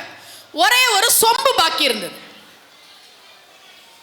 அண்ணனுக்கா தம்பிக்கா? அண்ணன் சொன்னா அது அப்படியே சொம்பு விட முடியாது. தம்பி சொன்னா ஏன் நாங்க மட்டும் விட்டுருவோமா, வெட்டு சொம்ப அப்படின்னு சொம்ப ரெண்டா வெட்டி அண்ணன் பாதி தம்பி பாதி எடுத்துக்கிட்டான். அதனால அந்த தெருவுக்கு பேர் என்ன? செம்பு வெட்டி தெரு. ஒரு சொம்ப கூட கூட பிறந்த அண்ணனுக்கும் தம்பிக்கும் கொடுக்க மனசு வராத இந்த நாட்டில் தான் பெரியோர்களே ஆட்சியவே அண்ணா நீ வச்சுக்கோ நீ வச்சுக்கோன்னு கொடுத்தவர்கள் இருந்தார்கள். அதனால தானே சார் ராமாயணம் கேட்கணும்னு சொன்னாங்க, படிக்கணும்னு சொன்னாங்க. பெண்கள் நல்லா கவனிங்க. இப்போ ராமன் காட்டுக்கு போகணுமா, சீதையிட்ட வந்து சொல்றான். இவ கனவுல இருக்கிறான், நாளைக்கு நம்முடைய கணவருக்கு பட்டாபிஷேகம், நாம என்ன புடவை கட்டுறது. போத்தீஸ் வேற ஏதோ ஸ்பான்சர்லாம் பண்ணியிருக்கிறாங்க. போத்தீஸில் வாங்கின ஒரு பெரிய பார்டர் வச்ச பட்டு புடவை, அதுக்கு மேட்சா நெக்லஸ். இப்போலாங்க கல்யாண வீட்டில் பொண்ணுங்க மாதிரியே எல்லாரும் அலங்காரம் பண்ணிக்கிறாங்கங்க.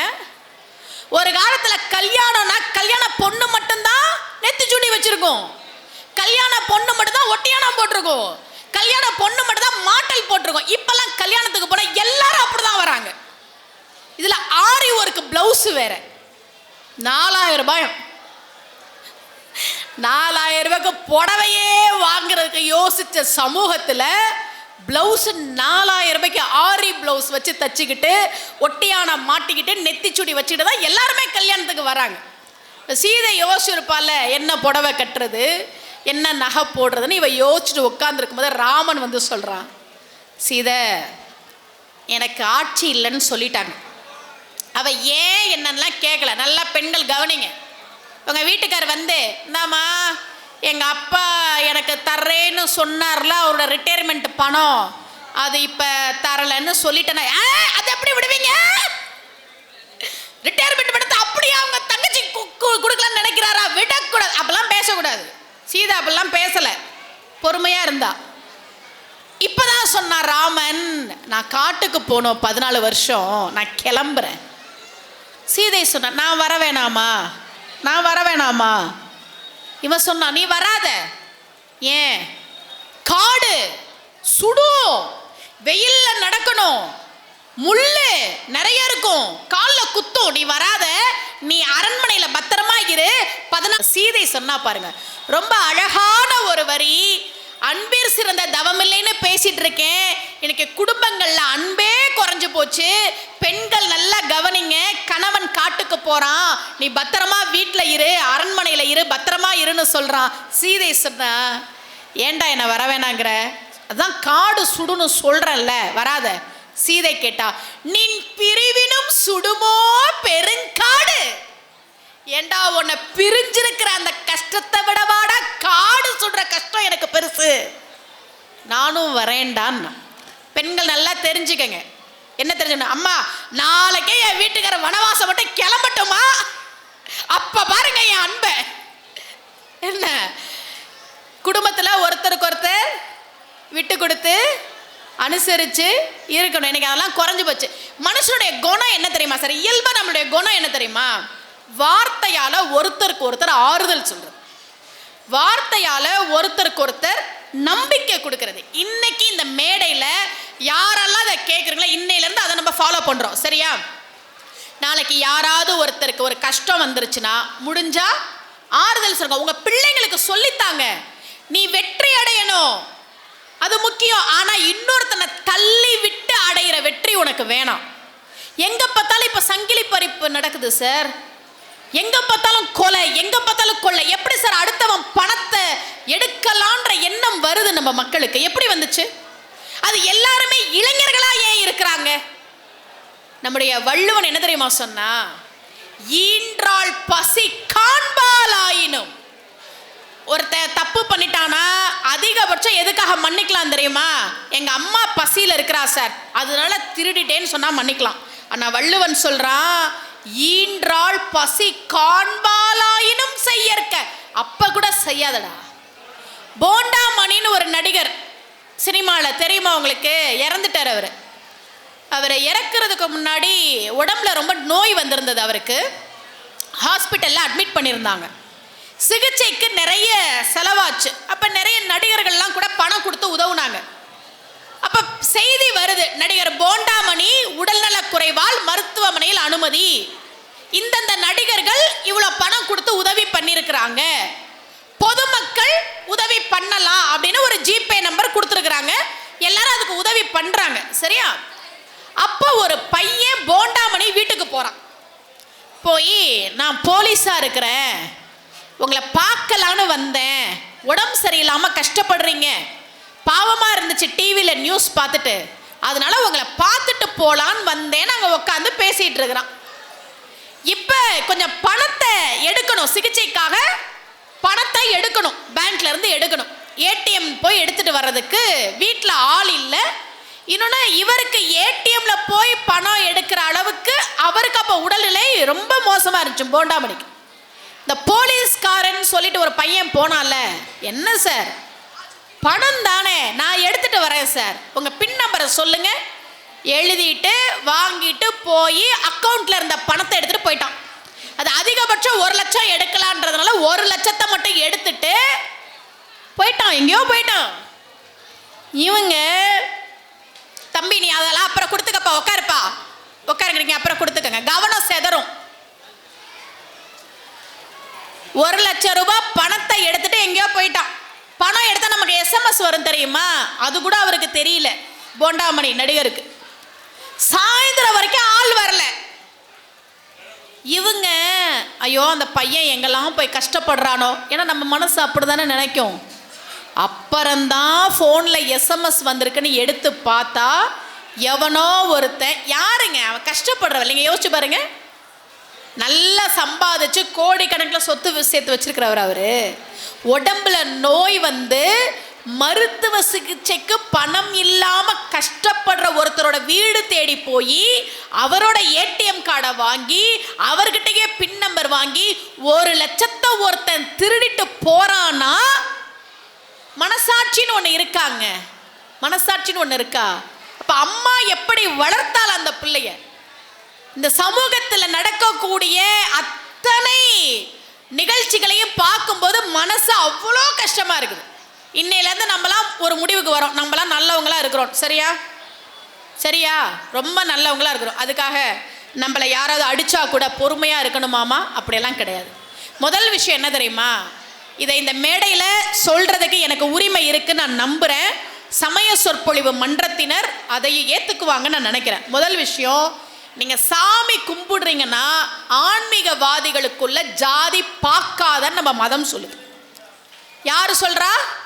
நம்ம மதம் சொல்லுது. நாங்கள் பொண்ணு பார்த்துட்டு இருக்கிறோங்க, பையன் பார்த்துட்டு இருக்கிறோங்க. சரி, நீ சாமி கும்பிடுவியா? கும்பிடுவேன். நீ சாமி கும்பிடுவியா? கும்பிடு, சம்பந்தம் பண்ணிக்கோ. நான் சொல்லலை, ஆழ்வார் சொல்றார். கொல்மின் கொடுமின்கிற, டே 2 பேரும் சாமி கும்பிடுறியா? பொண்ணு கொடுத்து பொண்ணு எடுத்துக்கடா. ஞான சம்பந்த பெருமானுக்கு சிவனேச செட்டியார் பூம்பாவையே கல்யாணம் பண்ணிக்கணும்னு வச்சுக்கிட்டு இருந்தார். இவர் செட்டியார், ஞான சம்பந்தன் செட்டியார் இல்லை. ஞான சம்பந்த பெருமான் செட்டியார் இல்லை. ஆனா சிவனேசன் செட்டியார் தன் பொண்ணை ஞான சம்பந்தனுக்கு கொடுக்கணும்னு வச்சிருந்தாருன்னா, ஒரு காலத்தில் நம்முடைய நாட்டில் ஆன்மீகத்தில் ஜாதி என்பது ஒரு பெரிய விஷயமாவே இல்லை. இன்னைக்கு நம்ம பிரிகிற இடம் எது தெரியுமா? ஜாதி. மகாபாரதத்தில் பாருங்க, கர்ணன், நான் கர்ணன் பத்தி எப்பயாவது உங்களுக்கு ஒரு முறை வந்து நான் சொற்பொழிவு பண்றேன். சரியா? ரொம்ப ரொம்ப ரொம்ப ரொம்ப அழகான கதாபாத்திரம் மகாபாரதத்தில் கர்ணன். உங்க வாழ்க்கையில எப்பயாவது எனக்கு இப்படி ஒரு கஷ்டம் வரும் நான் நினைக்கவே இல்லை, எனக்கு மட்டும் ஏன் இவ்வளோ கஷ்டம் வருது, நான் வாழ்க்கையில எவ்வளோதான் கஷ்டப்படுறது, இந்த மாதிரிலாம் எப்பயாவது என்ன வந்துச்சுன்னா எப்பயாவது இல்லைம்மா, கல்யாணம் ஆனதுலேருந்து அந்த நினப்பு மட்டும்தாம்மா இருக்குது. ஏன்னா எப்பயாவது அப்படி ஒரு எண்ணம் வந்துச்சுன்னா கர்ணனை நினச்சிக்கங்க. வாழ்க்கையில் ஒரு மனுஷன் முன்னேறணும்னா 4 பேரோட உதவி வேணும். ஒன்று மாதா, அடுத்து பிதா, அடுத்து குரு, அடுத்து தெய்வம். மாதா, பிதா, குரு, தெய்வம். இந்த 4 பேர் தான் நம்மள உருவாக்குறாங்க. ஆனா கர்ணனுக்கு 4 பேருமே கைவிட்டுட்டாங்க.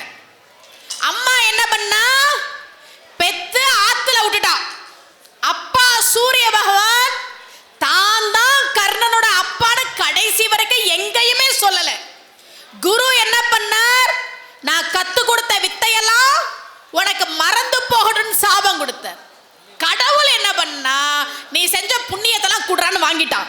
ஆக மாதா, பிதா, குரு, தெய்வம், இந்த 4 பேரால கைவிடப்பட்டவன் யாரு? கர்ணன். பாருங்களேன். ஆனா அவன் எதுல கொடுத்து வச்சவனா இருந்தான்னா, துரியோதனன்ற ஒரு நண்பன் கிடைச்சான். சபையிலங்க நட்பு எப்படி இருக்கணும், ஒரு துரியோதனன் கெட்டவனே இப்படி இருந்தானா நாம எப்படி இருக்கணும்ன்றதுக்காக சொல்றேன் பாருங்க. ஐயா என்னங்கய்யா, என்ன வேணும் அங்க? உட்காருங்க. மாதா, பிதா, குரு, தெய்வம் 4 பேர் கைவிட்டுட்டாங்க. ஆனா கூட இருந்து உதவுனது யாரு? நண்பன் துரியோதனன். இப்ப பாருங்க, துரோணாச்சாரியார் சொல்றாரு, என் மாணவன் அர்ஜுனனுக்கு நிகரா போர் செய்யக்கூடிய ஒருத்தர் இருப்பானா இங்க? ஒருத்த யாராவது வா பார்க்கலாம் அப்படிங்கிறார். கர்ணன் வரான். துரோணாச்சாரியர் சிரிக்கிறார். இந்த அனாத பயலா, இவன் அர்ஜுனனுக்கு போட்டியா? டே நீ எல்லாம் இதுல கலந்துக்கலாமடா, போட, இதுக்கெல்லாம் நிறைய பயிற்சி வேணும். அதுவும் அர்ஜுனன் மிகப்பெரிய வீரன். கர்ணன் சொன்னா, நான் முதல்ல போட்டிக்கு வர்றேன், அப்புறம் முடிவு பண்ணலாம். அர்ஜுனனை கர்ணன் ஜெயிச்சுக்கிட்டே போறான். இத்தனைக்கும் அர்ஜுனன் முறையா குரு கிட்ட பயிற்சி எடுத்தவன். கர்ணனுக்கு அப்படி யாரும் சொல்லி தரல, குருவே சாபம் கொடுத்தவன் அவன். இவன் ஜெயிச்சுக்கிட்டே போன உடனே எல்லாருக்கும் அதிர்ச்சி. துரோணாச்சாரியாருக்கு அதிர்ச்சி, கிருபாச்சாரியாருக்கு அதிர்ச்சி. எல்லாரும் பார்க்குறாங்க எப்படி கர்ணன் ஜெயிக்கலாம். பெரியோர்களே, ஒரு விஷயம் ஞாபகத்தில் வச்சுக்கோங்க. நீங்கள் உங்கள் வாழ்க்கையில் ரொம்ப கஷ்டப்பட்டு ஒரு முன்னேற்றத்துக்கு வரும்போது உங்கள் சொந்தக்காரங்களாம் உங்களை அவமானப்படுத்தி இருப்பாங்க, உங்கள் சொந்தக்காரங்களாம் உங்களை கிண்டல் பண்ணியிருப்பாங்க. அவங்க கண்ணு முன்னாடி நீங்கள் ஒரு பெரிய சாதனையை செஞ்சுட்டு நிற்கும்போது உங்களை பாராட்டுறதை விட என்னெல்லாம் சொன்னால் உங்கள் மனசு கஷ்டப்படுமோ அதை சொல்கிறதுக்கு ஒரு கூட்டம் தயாராக இருக்கும். அது உண்மை. வாழ்க்கையில் ரொம்ப கஷ்டப்பட்டு ஒரு சாதனையை செஞ்சுட்டு நீங்கள் நிற்கும் போது, அப்பா எவ்வளோ பெரிய சாதனை செஞ்சுருக்கேன்னு உங்களை பாராட்ட மாட்டாங்க. இதெல்லாம் பெரிய விஷயமாகும், இப்படிலாம் பேசுவாங்க. கர்ணனுக்கு அப்படி துரோணாச்சாரியர் பேச ஆரம்பிக்கிறார். டே என்ன, அர்ஜுனனை ஜெயிச்சுட்டா நீ அவனுக்கு சமமாயிருவியா? அவன் அரச வாரிசுடா, அரசன். நீ யாரு? அநாதங்கிறான். நீங்க யோசிச்சு பாருங்க. நல்லா படிக்கிற ஒரு புள்ள, அந்த புள்ளைக்கு கார்ல வந்து இறங்குது, வீட்டில் டியூஷன் மிஸ் சொல்லி தராங்க, அம்மாவும் அப்பாவும் நல்லா படிச்சவங்க. அப்படி ஃபர்ஸ்ட் ரேங்க் வாங்குற ஒரு புள்ள கூட போட்டி போட்டு படிக்காத அம்மா அப்பா, கிழிஞ்சு போன செருப்பு, கிழிஞ்சு போன யூனிஃபார்ம், இப்படி இருக்கிற ஒரு புள்ள சமமா போட்டி போட்டு அந்த பொண்ணை விட முதல் மார்க் வாங்கினா நாம எல்லாரும் அந்த பொண்ணை தானே பாராட்டணும். அதை விட்டுட்டு ஹே அவங்க அப்பா எவ்வளவு படிச்சவங்க தெரியுமா, அவங்க வீடு எவ்வளவு பெருசு தெரியுமான்னு பேசுனா முதல் மார்க் வாங்கின புள்ள மனசு நோகுமா நோகாத? சபையில அர்ஜுனனை ஜெயிச்சுட்டு இப்படி கம்பீரமா நிக்கிறான் கர்ணன். துரோணாச்சாரியர் சொன்னாரே, என்ன அர்ஜுனனை ஜெயிச்சுட்டா நீ பெரிய ஆளா, அவன் அரசன், நீ அனாதை. கர்ணனுக்கு உடம்பெல்லாம் நடுங்குதுங்க. டே நான் ஜெயிச்சேனேடா, ஒருத்தன் பாராட்டலையடா, அனாதன்னு சொல்றீங்களேடா. அனாதை போட்டிக்கு வரக்கூடாதுன்னு நீ சொன்னியா போட்டி தொடங்கும் போது? கர்ணன் உடம்பெல்லாம் நடுங்கி நிற்கிறான். இப்ப துரோணாச்சாரியர் சொன்னார், உன் கோத்திரம் என்ன, உன் குலம் என்ன, உன் அம்மா யாரு, பாரு, அப்பா யார்? அப்பன் பேரு தெரியாத அனாதை பயலேங்கிறான். கர்ணன் கூனி குறுக்கி அழுது தலை குடிஞ்சு நிக்கிறான். எந்திரிச்சான் துரியோதனன், எந்திரிச்சான். துரோணாச்சாரியாரே என்ன கேட்டீர்? கர்ணனை பார்த்து அம்மா தெரியாதவன், அப்பா தெரியாதவன், குலம் தெரியாதவன், கோத்திரம் தெரியாதவன், ஜாதி தெரியாதவன் பேசுறிய, நீ எல்லாம் ஒரு குருவா? யாருக்கிட்ட எல்லாம் ஜாதி பார்க்க கூடாது தெரியுமா? கற்றவருக்கும் நலம் நிறைந்த கண்ணியருக்கும் வன்மை கை உற்றவருக்கும் வீரராகி நின்றவருக்கும் வாழ்நாள் கொற்றவருக்கும் யாருக்கெல்லாம் ஜாதி பார்க்க கூட ஒரு பட்டியல் போடுறாள். படிச்சவனா நீ ஜாதி கேட்காது. ஒரு கலெக்டர் படிச்ச கலெக்டர் ஆயிட்டா அவர் கலெக்டர். அதை விட்டுட்டு சார் என்ன ஜாதி நீங்க கேப்பியாடா நீ? நான் கேட்கல, துரியோதனன் கேட்கிறான். கற்றவருக்கும் படிச்சவன்ட்ட ஜாதி கேட்க கூடாது. நலம் நிறைந்த கண்ணியருக்கும், ஒரு பொண்ணு ஒரு துறையில சாதிக்கிறாளா சந்தோஷப்படுறா. சுமதி ஸ்ரீ ஊரெல்லாம் போய் சொற்பொழிவு பண்றா, நாடெல்லாம் போய் சொற்பொழிவு பண்றா. அந்த பொண்ணு அம்மா அப்பா ஆதரவு இல்லாம அனாதையா வளர்ந்த பொண்ணு இவ்வளவு தூரம் சொற்பொழிவு துறையில சாதிச்சிருக்க சந்தோஷப்படுறா. அதை விட்டுட்டு நீங்க என்ன ஜாதி கேப்பியாடா நீ? நான் கேட்கல, துரியோதனன் கேட்கிறான். வன்மை கை உற்றவருக்கும், ஊர்ல ஒரு வள்ளல் இருக்கான், யாரு போய் கேட்டாலும் இந்தா வச்சுக்கோ இந்தா வச்சுக்கோன்னு பணத்தை கொடுக்குறான். அவன் வள்ளல் தன்மையை பேசுடா. அதை விட்டுட்டு அவங்கிட்ட போய் ஐயா என்ன ஜாதி கேப்பியாடா? நான் கேட்கல, துரியோதனன் கேட்கிறான். வீரராகி நின்றவருக்கும், ஒரு வீரன் சாதிச்சுட்டு நிற்கும் போது, நம்ம உலகத்துல நீங்க பாருங்க, கிரிக்கெட்ல யாராவது சாதிச்சா, ஃபுட்பால்ல யாராவது சாதிச்சா, விளையாட்டில் யாராவது சாதிச்சா உடனே கூகுளில் போய் அவங்க ஜாதியை சர்ச் பண்ண வேண்டியது நடக்குது நம்ம நாட்டில். மகாபாரதம் சொல்லிச்சு, உயர்ந்த வீரராகி நிற்கிறான் பாரு ஒருத்த, அவனை வீரனா பாரு, ஜாதியா பார்க்காது. வாழ் உடை கொற்றவருக்கும், அரசாட்சி பண்றான் பாரு மன்னன், அவங்கிட்ட எல்லாம் ஜாதி நீ பார்க்கவே கூடாது. ஆட்சியில் இருக்கிறவர் யார் தெரியுமா? நம்பாளுதான். பேசாதடா, பேசுவியா? துரியோதனன் கேட்கிறான்.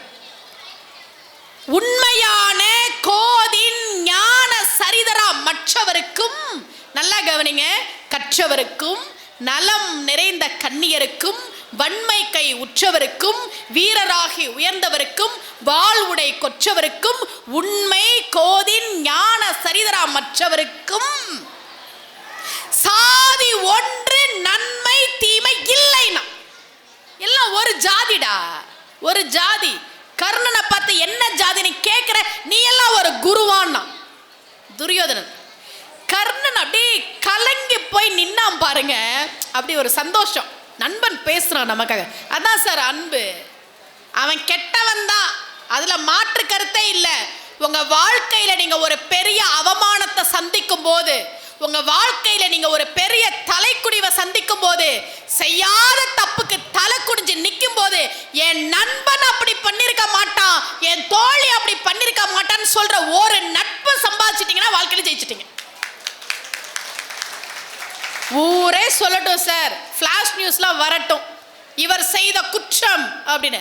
யாரு யாரை பத்தி தான் பேசல, என் நண்பன் நம்புவான். துரியோதனன் சொன்னான், யாருக்கிட்ட ஜாதி கேட்கிற? அடுத்து சொன்னான் பாருங்க, ஏண்டா துரியோதனனுக்கும் அர்ஜுனனுக்கும் வில்வித்தையில தானே நீ போட்டி வச்ச, அப்புறம் என்ன அவன் அரசன் நீ அனாதன பேசுற? இங்க பாரு, கர்ணனுக்கு அம்மாவை என்னால தர முடியாது. நீ கேட்டில அம்மா யாருன்னு, அந்த அம்மாவை என்னால தர முடியாது. அப்பன் பேரு தெரியாதவன்னு சொன்னியே, அந்த அப்பனையும் என்னால தர முடியாது. ஆனா நீ சொன்னியேடா அவன் அரசன் நீ யாருன்னு, அதை என்னால தர முடியும். அங்க தேசத்துக்கு கர்ணனை நான் அரசனாக்குகிறேன். இந்த நிமிடம் முதல் அங்க தேசத்தின் அரசன் கர்ணன் அறிவிச்சான். அரசனா இருந்தாதான் இந்த போட்டியில கலந்துக்கணும்னு சொன்னில, இன்று முதல் அங்க தேசத்தின் அரசன் கர்ணன் அறிவிச்சான். யாருக்கு சார் வரும் மனசு? யாருக்கு வரும் மனசு? இதெல்லாம் ஏன் நமக்கு சொன்னாங்க தெரியுமா? ஹே, கெட்டவனே அவளை நல்லவனா இருந்தானேப்பா, நீ நல்லவனாயிரு. எத்தனை பேர் நண்பன்ற பேர்ல சாப்பிட்ட வீட்டுக்கு துரோகம் பண்ணிட்டு இருக்கான் அந்த நாட்டுல. நண்பன் நம்பி உள்ள விட்ட அவன் இந்த குடும்பத்தையே சதைச்சிட்டாமா. எத்தனை பேர் இன்னைக்கு கண்ணீர் வடிச்சிட்டு இருக்கிறாங்க. நண்பனுக்கு உண்மையா இருடா. எவ்வளவு அழகா நம்முடைய மகாபாரதம் சொல்லிச்சு பாருங்க. இன்னொரு விஷயம், கர்ணன் விஷயத்துல எனக்கு ரொம்ப பிடிச்ச விஷயம் என்ன தெரியுமா? மகாபாரத போர் நடக்குது. மகாபாரத போர் நடக்கும்போது அர்ஜுனனுக்கு யாரு தேர் ஓட்டுனா? அர்ஜுனனுக்கு தேர் ஓட்டுனது யாரு? கிருஷ்ணர். அதனாலதான் அவருக்கு பார்த்த சாரதின்னு பேர் இல்லையா? எப்பவுமே தெரிஞ்சுக்கோங்க, பார்த்த சாரதின்னு ஏன் கிருஷ்ணருக்கு பேருனா, பார்த்தனுக்கு சாரதி. பார்த்தன்னா அர்ஜுனன். ஆனா அதுக்கு இன்னொரு அர்த்தமும் இருக்கு. பார்னா உலகம், பார்னா உலகம். இந்த உலகத்தில் இருக்கக்கூடிய எல்லா உயிர்களும், நீங்க, நான், நம்ம முன்னோர்கள், நமக்கு வரப்போற சந்ததி எல்லாருமே பார்த்தன்கள். பார்னா உலகம். உலகத்தில் இருக்கக்கூடிய எல்லா உயிர்களுக்கும் சாரதியாக இருந்து நம்மை வழிநடத்தக்கூடிய தெய்வம் என்பதால் அவனுக்கு பார்த்த சாரதின்னு பேர். அர்ஜுனனுக்கு கிருஷ்ண பரமாத்மா தேர் ஓட்டுறாரா? கர்ணன் போர் செய்ய போறான். அவனுக்கு தேர் ஓட்டுறதுக்கு யாரும் வரல. இப்ப இவன் போய் சல்லியர்கிட்ட பேசுறான். எப்பவுமே தெரிஞ்சுக்கோங்க, ஒருத்தவங்கள்ட்ட பேசும்போது பேசுற விதத்துல பேசினா காரியம் நடக்கும். நான் கல்லூரியில பேராசிரியா வேலை பார்த்தேன். அப்போ NSS கேம்ப் நடக்கும்போது பக்கத்து ஊர்ல போய் பிள்ளைகளை அனுப்பி அந்த பெட்ஷீட்லாம் விற்க சொல்லுவோம். அதாவது மொத்தமா பெட்ஷீட் கடையில நாங்க வாங்கி 10-20 லாபம் வச்சு அந்த ஊர்ல போய் விற்போம். அந்த பணத்தை நாங்க NSSக்காக எடுத்துக்குவோம். அப்படி ஒரு கிராமத்துல நாங்க கேம்ப் போட்டிருக்கிறோம். பிள்ளைங்களாம் பெட்ஷீட் எடுத்துட்டு போறாங்க. ஆளுக்கு ஒரு 5 பெட்ஷீட் எடுத்துட்டு போறாங்க. நான் வேன்ல உட்காந்துருக்கேன். ஏன்னா நான் காலேஜ் ஸ்டாஃப், நான் உட்காந்துருக்கேன். பிள்ளைங்க நீ இந்த தெருவுக்கு போ, நீ இந்த தெருவுக்கு போன்னு சொல்லி அனுப்புறோம். போன ஒரு பொண்ணு அங்கிருந்து ஓடி வர்றா, அழுதுகிட்டே வர்றா. நான் வேன் ஜன்னல் வழியா பாக்குறேன். தூரத்துல ஒரு பொண்ணு, நம்ம பொண்ணு அழுதுகிட்டு இப்படி ஓடி வரலன்னு வேனை விட்டு, என்னாச்சு என்னாச்சு என்னாச்சு அப்படின்னு பதட்டமா இருக்கும்ல. அவ சொன்னா, அந்த வீட்டில் ஒரு பாட்டி என்னை திட்டாங்க. ஏன் திட்டினாங்க? பெட்ஷீட் வேணுமானு தான் கேட்டேன். அதுக்கு போய் நான் அப்படி திட்டினாங்க. காலங்காத்தில் வந்துடுவீங்களா, உனக்குலாம் ஒரு சாவு வராதா, அப்படி இப்படி திட்டுறாங்க. என்னை எப்படி திட்டினாங்க தெரியுமா? இப்படி எல்லாமா திட்டினாங்க? ஆமா மிஸ். நீ அவங்கள்ட்ட வேற எதுவுமே சொல்லல. இல்லை மிஸ், பெட்ஷீட் வாங்கிக்கிறீங்களா பாட்டின்னு தான் கேட்டேன். என்னை அவ்வளோ திட்டினாங்க. விட்டுருந்தா அடிச்சிருப்பாங்க. சரி வா உட்கார், தண்ணி குடி, உட்கார், அப்புறம் பார்த்துக்கலாம் அப்படின்னு உட்காந்துட்டு இருக்கும்போது இன்னொரு புள்ள வரா, கையை வீசிக்கிட்டு வரா. என்ன கையை வீசிட்டு வர? பெட்ஷீட்லாம் வித்துட்டேன் மிஸ். 5 பெட்ஷீட்டுமா? ஆமாம் மிஸ். எங்கே வித்த? அந்த வீட்டில் இருக்க பாட்டிக்கிட்ட தான். அந்த வீட்டில் தான். அந்த வீட்லையா? இப்போதான் அந்த வீட்டில் போய் இவ திட்டு வாங்கிட்டு வந்து உட்காந்துருக்கிறா. நீ அவங்க கிட்டேயே 5 பெட்ஷீட்டையும் கொண்டு போய் வித்துட்டு வந்திருக்கிற. எனக்கு ஒன்றுமே புரியல. இங்கே வா, 2 பேரும் வா, என்ன நடந்துச்சுன்னு சொல். இவ சொன்னா, திட்டு வாங்கிட்டு வந்தால அவ சொன்னா, மிஸ் நான் போனனா பாட்டி பெட்ஷீட் வாங்கிக்கிறீங்களா பாட்டின்னு கேட்டனா, திட்டினாங்களா, ரொம்ப திட்டினாங்களா, வந்துட்டேன். இப்போ நீ சொல்லு. நான் போனனா மிஸ், அக்கா பெட்ஷீட் வாங்கிக்கிறீங்களாக்கான்னு கேட்டனா, குடும்பம் 5 பெட்ஷீட்டையும் வாங்கிட்டாங்க. அப்போ என்ன அர்த்தம்னா, என்ன அர்த்தம்? எப்படி பேசணுமோ அப்படி பேசினா காரியம் நடக்கும். அம்மா நீங்கள் சிறப்பாக பேசுவதால் ஒருவர் உங்களுக்கு 10,000 ரூபாய் பரிசு தர விரும்புகிறார். முடிச்சுட்டு வாங்கிக்கிறேங்க.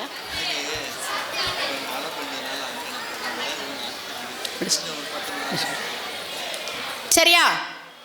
என்ன கேட்டுட்டு பேசுற விதத்துல பேசினா காரியம் நடக்கும். சுந்தரர் சங்கிலி நாச்சியார கல்யாணம் பண்ணிக்கிறதுக்கு சிவபெருமான தூது அனுப்புறதுக்காக போறார். போனவர் என்ன தெரியுமா சொன்னார்? சிவபெருமானே, நான் சங்கிலி நாச்சியாரை கல்யாணம் பண்ணிக்கணும்னு ஆசைப்படுறேன், நீ கொஞ்சம் தூது போன்னு சொல்லலை. என்ன தெரியுமா சொல்றார்?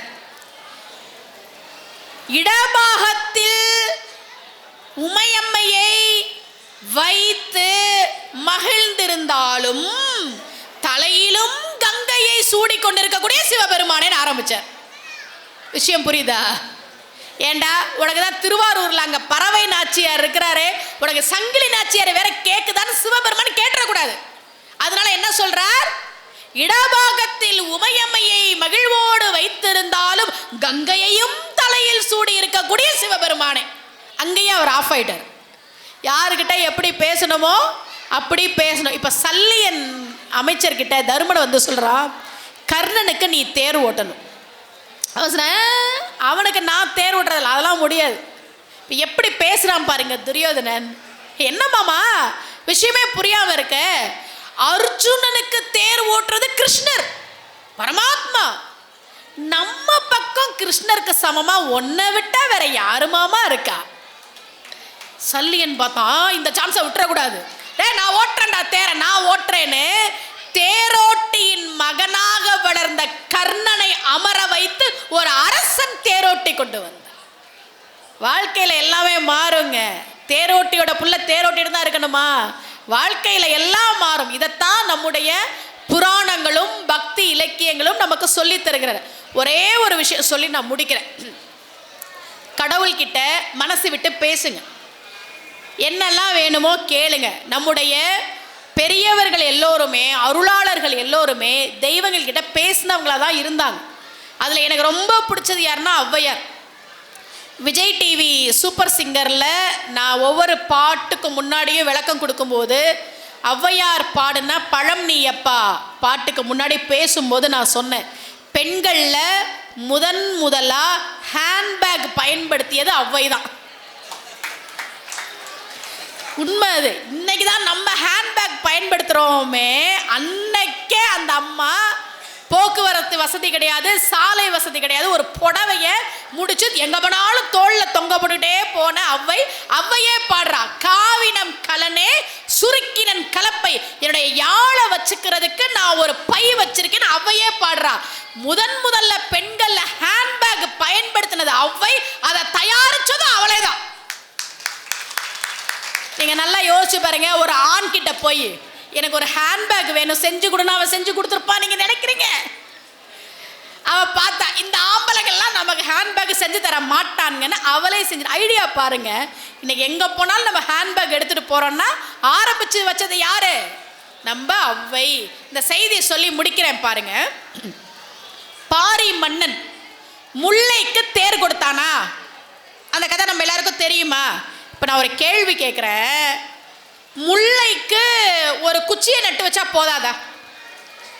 சொல்லுங்க. ஒரு குச்சியை நட்டு வச்சா போதாதா? போதும் தானே?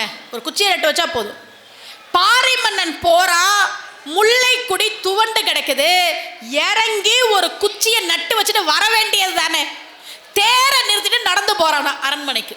என்ன காரணம் தெரியுமா?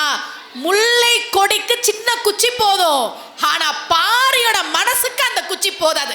அவன் மனசு தேர கொடுக்கணும்னு கொடுத்துட வேண்டாம். அவனுக்கு 2 பிள்ளைகள், அங்கவை சங்கவை. பாரியினுடைய பிள்ளைகளுக்கு கல்யாணம் பண்ணி வச்சதை யாருன்னு சொல்லி இன்னைக்கு நான் முடிக்கிறேன். பாரி மிகப்பெரிய வீரன், பரம்பு மலையை ஆண்டவன், இறந்து போயிட்டான். கபிலர் கூடவே இருந்த அங்கவையும் சங்கவையும் பார்த்துக்கிட்டார். அப்புறம் அவரும் வடக்கிருந்து உயிர் விட்டார். ஒரு நாள் குடிசையில அங்கவையும் சங்கவையும் இருக்கும்போது மழை பெய்து ஔவை அந்த குடிசைக்கு வரா. ஔவைக்கு மனசே தாங்கல. பாரியினுடைய பிள்ளைகள் அங்கவையும் சங்கவையும் அரண்மனையில எப்படியெல்லாம் இருந்திருக்கணும், இப்படி கூரை வீட்டில் இருக்கிறீங்களே அம்மா. மழையில நனைஞ்சு வந்த ஔவைய பார்த்து அவங்க காய போட்டிருந்த ஒரு நீல சிற்றாடை, நீல துணியை எடுத்து போத்திக்கோங்கன்னு கொடுத்தாங்க. அந்த மனசுதான் அன்பு. ஔவை பார்த்தா 2 பிள்ளைங்களுக்கும் எப்படியாவது கல்யாணம் பண்ணி வச்சிருமேன்னு முயற்சி பண்ணா, மூவேந்தர்களுக்கு பயந்துகிட்ட யாருமே அங்கவை சங்கவிய கல்யாணம் பண்ணிக்க வரல. எப்படி கல்யாணம் நடந்துச்சுன்னு சொல்லி முடிக்கிறேன் பாருங்க. சேலம் பக்கத்துல உத்தம சோழபுரம்ன்ற ஊர்ல கரபுரநாதர் கோவில் இருக்கு. அங்க இருக்கக்கூடிய விநாயகர் தான் ஔவையின் பேச்சை கேட்டு பாரியினுடைய பிள்ளைகள் அங்கவைக்கும் சங்கவைக்கும் கல்யாண ஓலை எழுதி கல்யாணம் பண்ணி வச்சார்.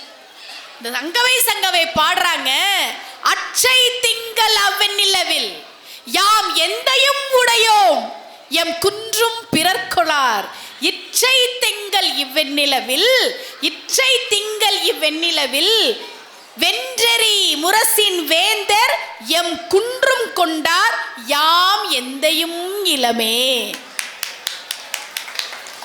ரொம்ப அழகான பாட்டு. போன மாசம் பௌர்ணமி வந்துச்சு, எங்க அப்பா எங்க கூட இருந்தார், பரம்பு மலை எங்களுக்கு சொந்தமா இருந்துச்சு.